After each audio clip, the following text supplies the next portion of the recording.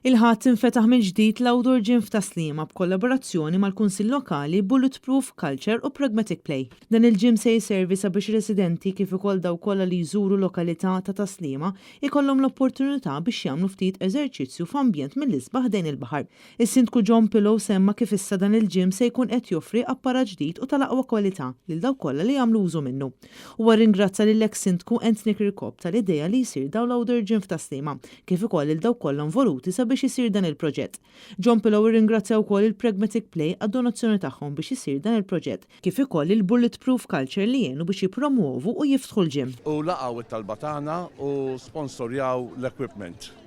Hemmhekk fejn aħna morna il-Bulletproof huma kumpanija li jispeċjalizzaw dawn l-affarijiet u beda l-proġett. Is-Sindku ħabbar l-Kunsill Lokali ta' Taslima se jkun qed jiftaħ outdoor gym ieħor fiż-żona ta' Kisisana. Infatti aħna sa nagħmlu open gym ieħor fej ġnien ta' Kisisana, mhux fil-ġnien, għax ħafna jaħsbu fil-ġnien, huwa taħt il-promenade.